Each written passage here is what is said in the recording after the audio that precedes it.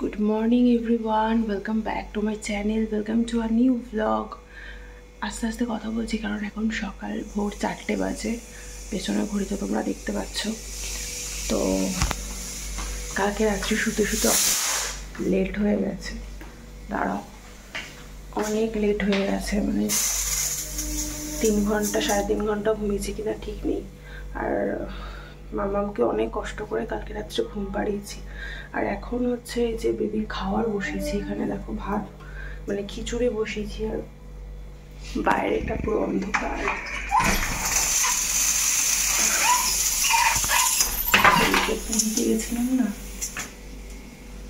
পুরীতে গেছিলাম যখন, সেই সময়কার কথা মনে পড়ে যাচ্ছে। তো এইরকম অন্ধকার ছিল, রান্নাঘরে এসে ব্লগিং করছিলাম। তো যাই হোক, তো মামামের খাবারটা হয়ে গেলে মানে আমি ফ্রেশ হয়ে গেছি, ব্রাশ করা হয়ে গেছে। মামামের খাবারটা জাস্ট হয়ে গেলে আমি স্নান করতে যাবো। আর বেবির পাপা ঘুমোচ্ছে, আমি স্নান টান করে এসে বেবির পাপাকে ডাকবো। মামাম আজকে একদম 5টার সময় উঠেছে, ওকে ডাকতে হয় না কোথাও গেলে। হ্যাঁ, এটা দেখো দেখো দেখো দেখো রেডি হয়ে গেছে, শুধু একটা কিছু জ্যাকেট পরিয়ে দেবো পাতলা করে। আর একটু বিস্কুট খাবে, চলো বিস্কুট খাবে চলো। আচ্ছা, হাত ধরে নিয়ে যাচ্ছে, চলো। মাম্মাম, ইস কি ফুর্তি, রাত্রে ঘুম হয়নি, সারা রাত বিরক্ত করেছে। মাই বাবা হারিয়ে গেছে, হারিয়ে গেছিল। ও হারিয়ে গেছে, যে পাপা গাড়িতে নেই, আমিও গাড়িতে নেই, হারিয়ে গেছে। এখনো অন্ধকার, আলো ফোটেনি, মানে হালকা হালকা ফুটেছে। এই যে বলে আমি থামিয়ে গেছে, থাকবো। সকালবেলাটা ভালো লাগছে না, দেখো বাবা, সামনে তো বিশাল কুয়াশা গো, দেখতে এরকম লাগছে। তাই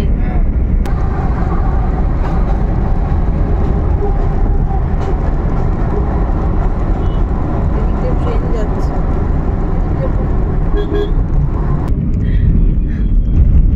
আমরা পৌঁছে গেছি, 5 মিনিটের মধ্যে ঢুকবো। আর মাম্মাম এখানে ঘুমিয়ে পড়েছে, কোনো হুঁশ নেই।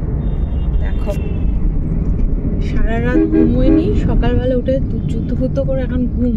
ওকে এখন ডেকে দেবো, ওখানে গাড়ি বেশিক্ষণ দাঁড় করানো যায় না, তো তাই জন্য। চলো, রাস্তা মোটামুটি সকালে ফাঁকাই ছিল, তাই জন্য বেশিক্ষণ লাগলো না, 45 মিনিটসেই চলে এসেছি। হ্যাঁ, এখনো 7টা বাজেনি, চলে এসেছি আমরা। আমাদের সিকিউরিটি চেকিং হয়ে গেছে, সব কিছু হয়ে গেছে। আমরা 7:30 বাজে, দেরি আছে এখনো, যখন টাইম আছে। তো আমাদের সাথে কিন্তু এবার আমরা একা যাচ্ছি না, মা বাবা বোন সবাই যাচ্ছে ঘুরতে। তো আর মামাকে তো ধরে রাখা যাচ্ছে না, এত দুষ্টুমি করছে। সবার আগে আগে রওনা হবে। হ্যাঁ দেখো,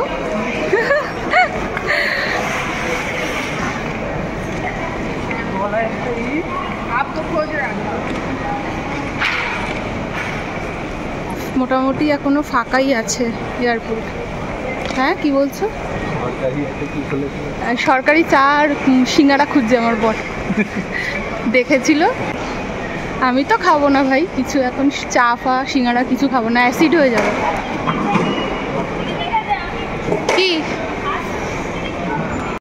আমি বাড়ি থেকে ডিম সেদ্ধ করে নিয়ে এসেছি, পিৎজা বলছি, স্যান্ডউইচ কিনে নিয়ে এসেছি। ওগুলো এখন একটু খিদে পাচ্ছে, খাবো। আর এমনি ভেতরে সমস্ত কাউন্টারই আছে, তোমার পিৎজা হাট খুলে গেছে, KFC খুলে গেছে, ওই দিকটাতে আছে, মানে 19-20 দিকটাতে, ঠিক আছে। ওই দিকটা আমি আর যাচ্ছি না, নাহলে তোমাদেরকে ভিডিও করে দেখাতাম। তো আপাতত বাইরেটা একটু তোমাদের দেখ।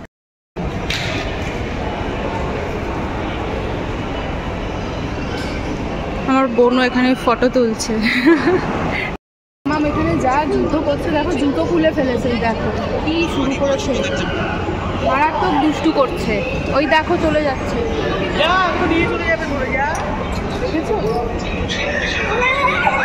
এতজন মানুষ আমরা কন্ট্রোল করতে পারছি না, এত দুষ্টু।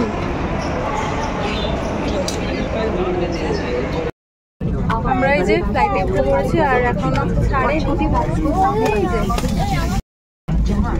মামাকে এবার উইন্ডো সিটটা দিয়েছি, প্রত্যেকবার আমি উইন্ডো সিট, বেবির বাবা খুব রাগ করে। আচ্ছা খাও, জল খাও।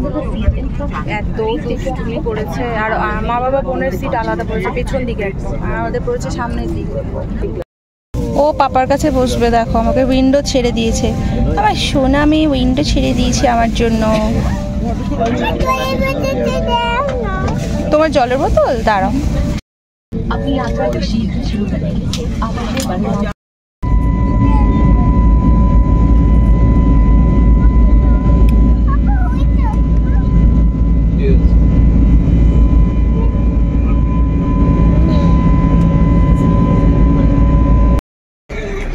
আমাদের এবার লাগেজগুলো নিতে হবে। আর এয়ারপোর্টটা খুবই সুন্দর, বাইরেরটা না ভিডিও করতে দিচ্ছে না, ভেতরটা একটু তোমাদেরকে দেখিয়ে দিচ্ছি। ছোটোর মধ্যে এয়ারপোর্টটা কিন্তু খুবই সুন্দর, পুরো ভিড় হয়ে গেছে। চলো আগে লাগেজগুলো নিয়ে নিই। চলো, এই যে আমার মাম্মাম। কাকে ধরবো? আচ্ছা আচ্ছা তুমি ছাড়ো না, মা আছে তো, ফেলবে না। মা ধরো তো, দেখো পড়ে যাবে। নো, চলো। ওই যে গাড়ি চলে এসেছে, চল তাড়াতাড়ি। বকবে এবার আমাকে সবাই। বাবা এখানে কি গরম গো। চলো।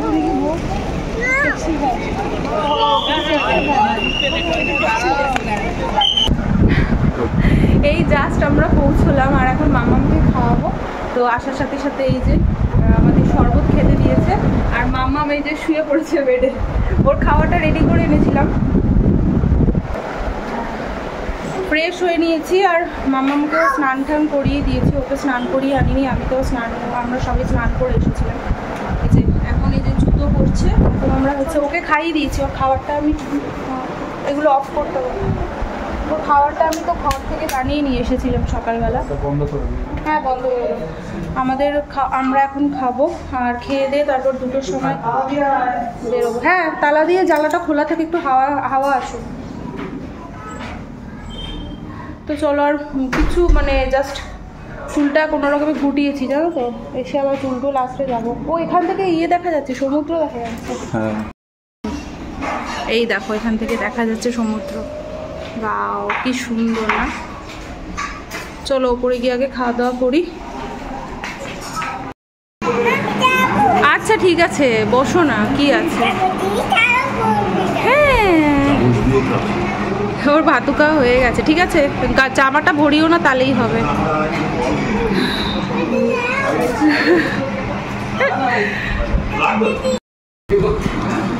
একদম ঘরোয়া রান্না দুপুরবেলার। এই যে বাঁধাকপির তরকারি, আলু পোস্ত, ডাল, এটা আলু চোখা। মাম্মামকেও একটা বলেছি প্লেট দিতে, ও একা একা খাবে। এখানে দিয়ে গেছে মাছ, কাতলা মাছের কালিয়া। খাও আস্তে আস্তে খাও। খাওয়া দাওয়া হয়ে গেছে আর আমরা এখন একটু পরে বেরিয়ে যাব। এই যে কোনো রকম আর কি রেডি হয়েছি। তো তোমাদের একটু রুম টুরটা দিয়ে দিই। ওখানে এই হচ্ছে রুম, খুব বেশি বড় না রুমটা, ছোটোর মধ্যেই, তাও দেখিয়ে দিচ্ছি। এই যে ঢুকেই হচ্ছে এই যে এন্ট্রান্স, এই যে ঢুকেই হচ্ছে এখানে ওয়ার্ড্রপ আছে একটা। ওয়ার্ড্রপটা বেশ বড় আছে, এখানে আমাদের জামা কাপড় আপাতত সব কিছু রেখেছি। এই যে গুছিয়ে টুচিয়ে রেখেছি, মানে জায়গা আছে নিচে এই যে লাগেজ ফাগেজ রাখার সব কিছু। আর এইখানে আছে হচ্ছে বেডসাইড টেবিল, মানে ফোন আছে। নিচে তোমরা কিছু দরকারি জিনিস রাখতে পারো, জলের বোতল টোতল রাখতে পারো। এখানে সুইচ বোর্ড আছে, সব কিছু আছে। আর এই হচ্ছে বেড, সব কিছু সাজানো গোছানোই ছিল, বাট মাম্মাম এসে একটু খেলা করছিল তাই জন্য এরকম হয়ে গেছে। এই মানে ইন্টেরিয়রটা ভালো করেছে, এখানে একটা পেন্টিং দিয়েছে বেশ দেওয়ালের মধ্যে, ভালো লাগছে। আর ওপরটা ফলস সিলিং করা আছে সুন্দর। এখানে এসি আছে, এই ওয়ালেও একটা পেন্টিং রয়েছে। ওইখানে রয়েছে হচ্ছে তোমার একটা বেডসাইড টেবিল, ওখানে আমাদের লাগেজ ফাগেজ রয়েছে। স্পেসটা অ্যাকচুয়ালি একটু কম বলে ওখানেই রাখতে হয়েছে। তো আর এই দিকে আছে একটা ওরকম জানলা মতো। আর এই দিকে রয়েছে হচ্ছে ওয়াশরুমটা মোটামুটি ঠিকই আছে। আর রুমটাতে না কোনো ব্যালকনি নেই, বুঝেছো, এই একটা প্রবলেম রুমটাতে, বাট খুব একটা খারাপ না। এই যে বাইরের ভিউটা হচ্ছে এইরকম। আর ওই দেখো ওইখান থেকে তুমি দেখতে পারবে, মানে এখান থেকে তোমরা দেখতে পারবে ওইখানে দূরে পাহাড়, ওখানে সমুদ্র। এই ভিউটা খুব সুন্দর। এখানে একটা যদি ব্যালকনি থাকতো না খুব ভালো লাগতো, বাট এই জানলাটা ওপেন হচ্ছে বলে আরও মানে ভালোই লাগছে, খারাপ লাগছে না। এটা ব্যালকনি টাইপেরই, একটু অন্যরকম। তো এই হচ্ছে ভিউ। আর এদিকটা আবার আটকে দিই। আচ্ছা দাঁড়াও, এটা আটকাইনি, কি হলো? আচ্ছা এটা আমি আটকাতে পারছি না। যাই হোক, এখানে তোমার রয়েছে, কার্টেন রয়েছে, দিতে পারবে, কার্টেন দিয়ে দিতে পারবে। আর এই দিকটাতে যে রয়েছে এখানে দেখো আমাদের জিনিসপত্র সমস্ত কিছু। এখানে একটা দিয়ে দিয়েছে, একটা টিভি দিয়ে দিয়েছে। এখানে টুলের ওপর আমাদের মানে মামামের টাওয়ালটা শোকানোর ব্যবস্থা রয়েছে। আর এইখানে সব জিনিসপত্র এখানে রাখতেই পারবে। আর এই দিকে যে জুতো টুতোগুলো আমরা এইখানটাতে রেখেছি। আর এইখানেও একটা মানে সাজা গোজার জন্য সমস্ত কিছু রয়েছে। এই যে আমি, আর এইখানে আবার একটা হেয়ার ড্রায়ার দিয়েছে চুল টুল শোকানোর জন্য, ঠিকঠাকই আছে। এই হচ্ছে রুম।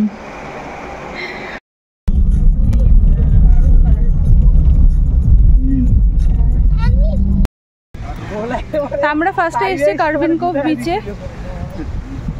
এখানে বিভিন্ন রকম অ্যাক্টিভিটি হয়।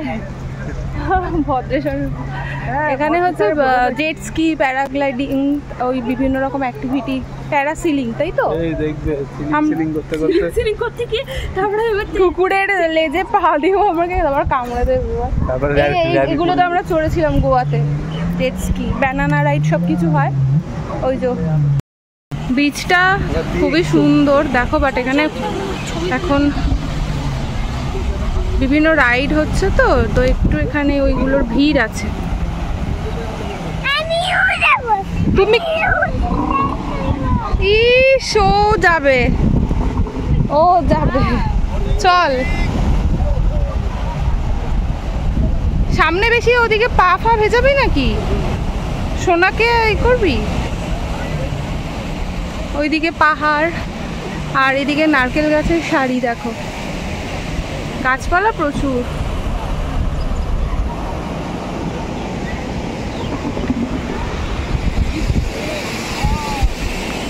মা তো ছাতা, ফটো তুলবো, দাঁড়াও। বাবা আমার মাম্মাম তো এখানে খুব সুন্দর অ্যাক্টিভিটি করছে। এই হচ্ছে কাজ, বালিঘাটা। সকালবেলা যাচ্ছিল তো, এ হাতে নিস না, লাইটটা কেটে নিয়ে যাও, ওইদিকে সামনে যাও। এই হাত ছাড়িস না কিন্তু, শক্ত করে হাত ধরে রাখবি, মহা দুষ্টু মেয়ে।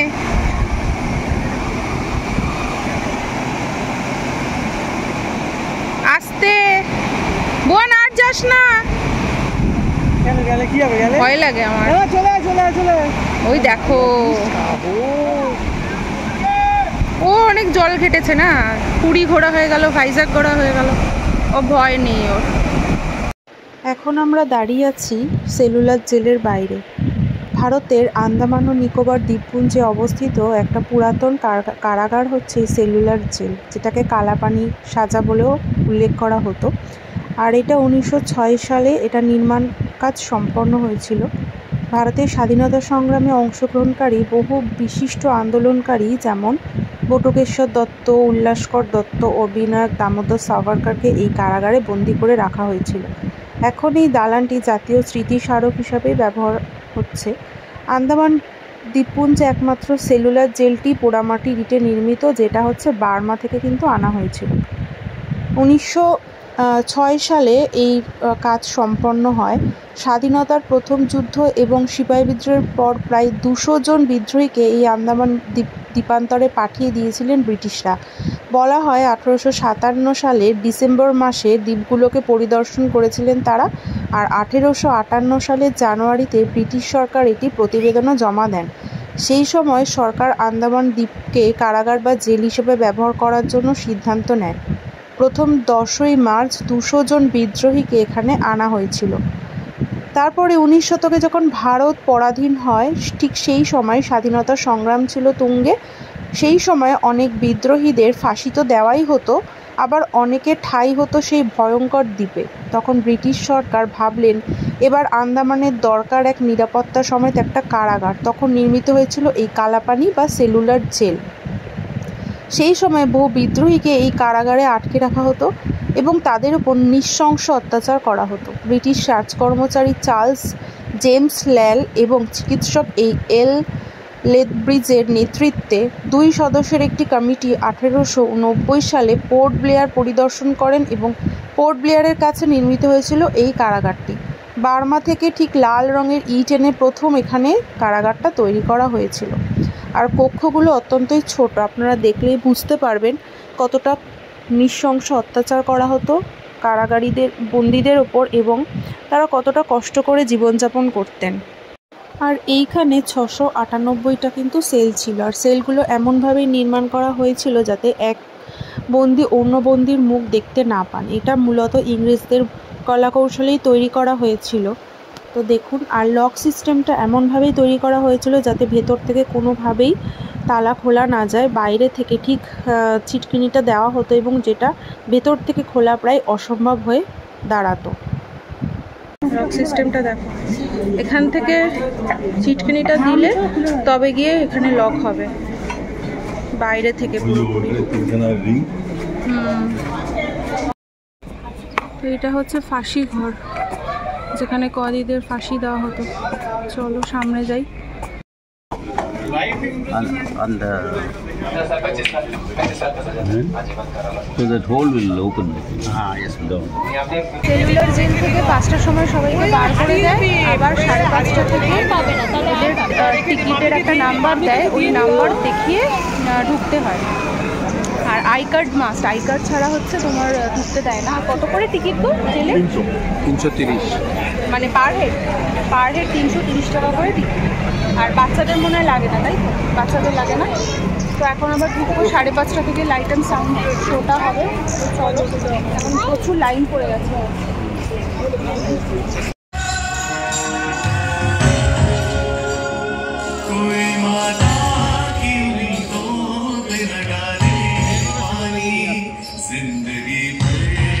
সকলেই আমরা প্রচন্ড পরিশ্রান্ত ঘুরে টুরে এসে। হ্যাঁ, এখন আমাদের একদম বাঙালি খাবার দিচ্ছে। দেখো না, এই যে চপ, মুড়ি, আর এইখানে চা। তো আমরা রুমেই সবকিছু সার্ভিস নিয়ে নিচ্ছি, কারণ এখন আর যাবো না ওপরে। একেবারে আমরা যখন রাত্রে ডিনার করব তখন যাব। কি আর আমরা মা বাবার রুমে এসেছি। মেয়েটা দেখেছো আগে আগে যায়। চলো আমরা এখন রাত্রিবেলার খাবার খেতে যাচ্ছি। আর মামার খাওয়ার হয়ে গেছে, ওকে রুমেই খাইয়ে দিয়েছি ভাত। আর আমরা এখন যাচ্ছি ওপরে খাওয়ার জায়গা। চলো, একদম ঘরোয়া মতো বেশি। সুইমিং পুল কোথায়? সুইমিং ও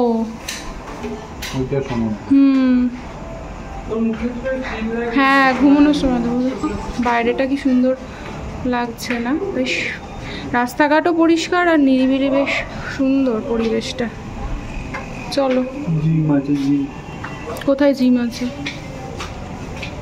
চলো, এই যে এখানে হচ্ছে আমাদের খাওয়া দাওয়া হয়। সকালের ব্রেকফাস্ট এখানেই হয়েছে, এই ব্রেকফাস্ট বলছি, সকাল দুপুরবেলা লাঞ্চ এখানেই হয়েছে। আর এখন রাত্রের ডিনারও এখানে হবে। ওই যে বসে পড়েছে আর একজন। চলো, এখান থেকেও বাইরেটা দেখা যায়। দেখো সামনেটা কিছুটা না দার্জিলিংয়ের মতো, মানে পাহাড়ের রাস্তা থেকে উঠে এসে হোটেলগুলো থাকে না, ওই রকম কিছুটা।